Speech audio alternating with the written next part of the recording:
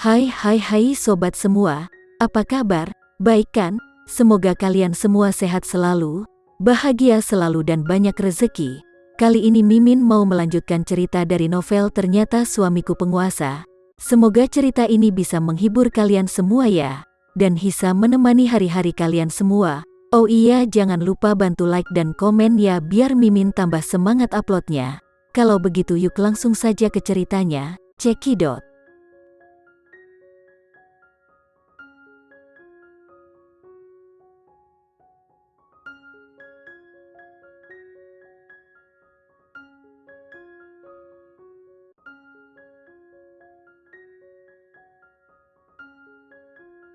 Mungkin ada beberapa alasan lain yang tidak dia ketahui. Itulah sebabnya kakek Sanjaya mencoba mencari cara untuk mendorongnya menjauh dari Randy. Ini awalnya adalah situasi tanpa harapan. Tetapi Putri tiba-tiba tertawa dalam keadaan yang sulit dan putus asa. Putri memandang asisten yang tersenyum. "Kamu sudah membuat keputusan. Apakah kamu masih punya pilihan?" Asisten itu mempertahankan senyum sopan dan berkata, "Anda dapat yakin, anak itu berusia 8 bulan. Jika dia dikeluarkan dari perut terlebih dahulu, dia masih bisa tumbuh dewasa. Tidak peduli apa, anak ini masih dari garis keturunan keluarga Sanjaya. Jika kamu tidak ada di sini, keluarga Sanjaya akan membesarkannya dengan penuh kasih sayang." Putri mengepalkan tinjunya dan menggertakkan giginya saat dia berkata, "Selama aku tidak melawan, Nyonya muda benar-benar pintar. Tidak heran Tuan muda sangat menyukaimu." Asisten itu memuji dengan tulus. Putri merasa dirinya gemetar. Bagaimana jika aku tidak mau? Meskipun ini adalah cucu pertama keluarga Sanjaya, itu agak disayangkan. Tapi anak ini sama sekali bukan satu-satunya. Asisten itu berhenti sejenak, lalu tersenyum lebih ramah. "Nyonya muda memanglah istri dari Tuan Randy, tapi Tuan muda tidak akan pernah kekurangan wanita, apalagi anak-anak." Senyum asisten itu seperti kelabang yang menyeramkan, dengan kuat meraih hati Putri. Putri menarik napas dalam-dalam, seolah-olah ini adalah satu-satunya cara dia bisa menenangkan hatinya yang hancur. Itu benar, dengan posisi keluarga Sanjaya, mereka dapat menemukan wanita manapun untuk Randy.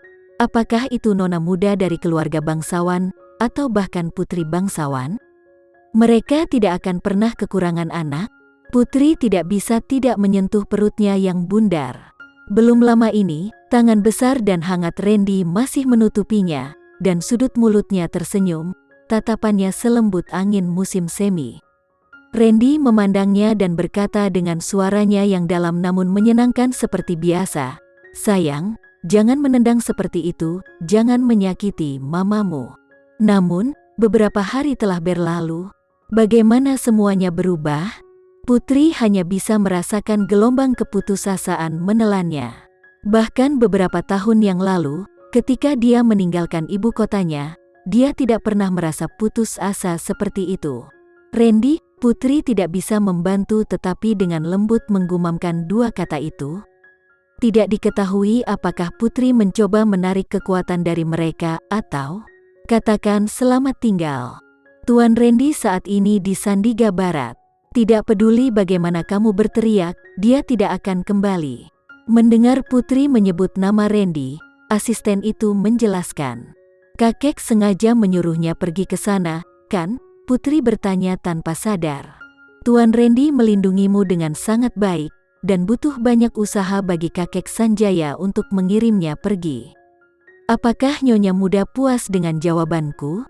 Hatinya dipenuhi dengan keputusasaan, yang tampaknya telah berubah menjadi kemarahan. Putri menatap tajam pada asisten itu, seolah dia akan menggali lubang di wajahnya yang tersenyum.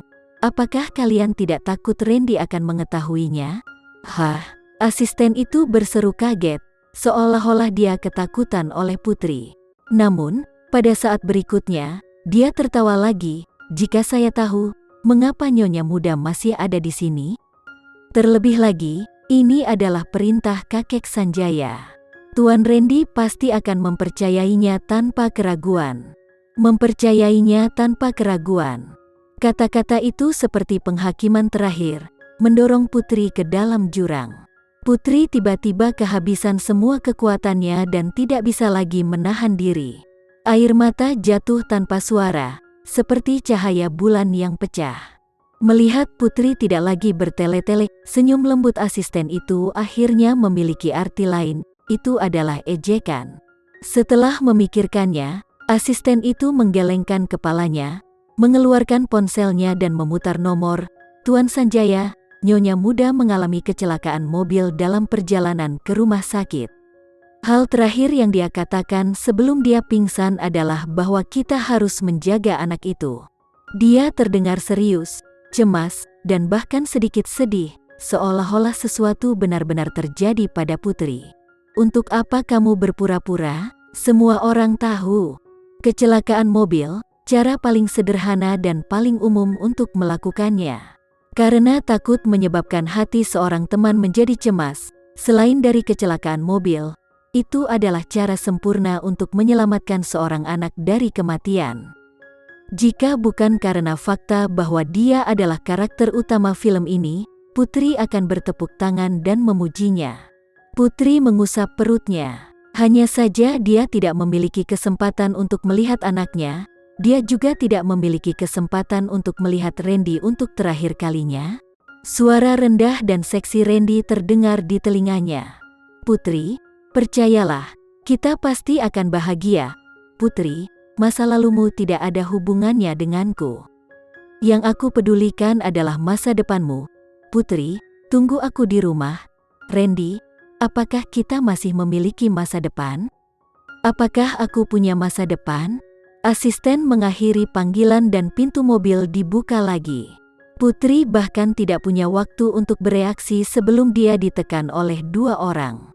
Putri berjuang sekuat tenaga, ingin menghentikan orang-orang itu menyuntiknya dengan obat. Namun, di ruang sempit ini, Putri tidak punya ruang untuk berjuang. Putri hanya bisa melihat tanpa daya saat beberapa jarum akupuntur disuntikkan ke tubuhnya. "Tidak, jangan," Putri menggeram seperti binatang kecil, tapi tidak ada gunanya. Laki-laki itu seperti mesin dingin, menuruti perintah atasannya. Putri memegang perutnya dengan erat. Dia benar-benar ingin melihat anaknya yang akan datang ke dunia ini, dan dia sangat ingin melihat Randy lagi. Dia secara pribadi mengatakan kepadanya bahwa dia benar-benar tidak bisa meninggalkannya, dan dia benar-benar ingin berjalan bersamanya selama sisa hidupnya. Kesadaran Putri menjadi semakin kabur saat penglihatannya menjadi kosong. "Randy." Bibir Putri bergerak, tapi dia tidak bisa lagi memanggil nama Randy. Dia hanya bisa menyembunyikan nama ini di dalam hatinya dan membiarkan nama ini menemaninya ke jalan menuju surga. Di ruang operasi yang dingin, Putri terbaring tak sadarkan diri di meja operasi. Beberapa dokter mengambil pisau bedah dan memotong perutnya dengan gerakan yang terlatih. Segera, bayi itu dibawa keluar dari meja. "Wah, wah, wah, wah." Tangisan anak itu bergema di ruang operasi yang dingin. Itu sangat keras dan jelas, seolah-olah dia tahu bahwa ibunya terluka karena dia. Seorang perawat memasukkan anak itu ke dalam brankas, membawanya keluar, dan berkata kepada penatua keluarga Sanjaya yang sedang menunggu di luar ruang operasi, ibunya meninggal dalam upaya putus asa untuk menyelamatkan anak itu. Anak itu terselamatkan. Anak ini perempuan, tapi anaknya belum cukup besar, jadi kita harus memasukkan inkubator untuk mengamati sebentar. Keluarga tidak bisa menahannya untuk saat ini. Kesehatan Mama Sarah tidak baik sejak awal. Ketika dia mendengar bahwa ibu anak itu telah meninggal, dia pingsan bahkan sebelum dia bisa melihat putri cucunya. Papa Wisnu segera memeluk istrinya dan meminta bantuan dari para dokter di rumah sakit. Dia tidak peduli tentang putri yang mati di ruang operasi. "Tolong lakukan yang terbaik untuk cicitku. Kalau begitu, bisakah aku masuk sekarang dan melihat almarhum?" Kakek Sanjaya berkata kepada perawat. Perawat itu berkata, "Dokter masih menjahit wanita itu. Tolong tunggu sebentar sampai dokter selesai." Setengah jam kemudian, Kakek Sanjaya dan Papa Wisnu melihat putri yang telah lama kehilangan semua tanda kehidupan. Papa Wisnu hanya meliriknya sekali dan kemudian berhenti. Dia tidak tahan untuk terus melihat. Kakek Sanjaya berkata, "Sudahkah kamu memberitahu Randy?" Papa Wisnu menggelengkan kepalanya. "Belum. Bagaimana hal ini bisa diceritakan kepadanya?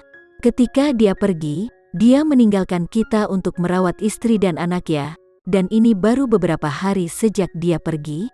Kakek Sanjaya melanjutkan, "Kalau begitu jangan beritahu dia. Mari kita mengkremasi tubuh putri dulu.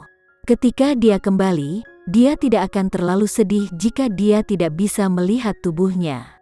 Papa Wisnu memandang kakek Sanjaya dan menggelengkan kepalanya. "Ayah, apakah kamu memberitahuku bahwa kamu tidak ingin Randy melihat putri untuk terakhir kalinya?" Kakek Sanjaya berkata, "Jadi apa? Dia hanya akan merasa lebih terluka ketika dia melihat wajah putri. Jika kita ingin Randy keluar dari penderitaannya lebih cepat, kita harus segera menguburnya."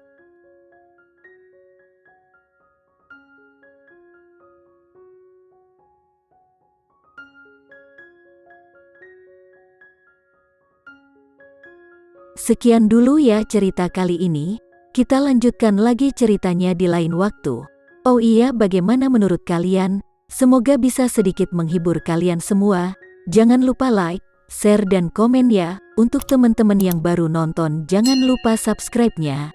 Hehehe. Kalau ada teman-teman yang ingin gabung langganan bisa langsung gabung saja untuk dapat fitur yang menarik dan sedikit membantu Mimin. Terima kasih sudah menonton. Sampai jumpa lagi. Bye bye bye.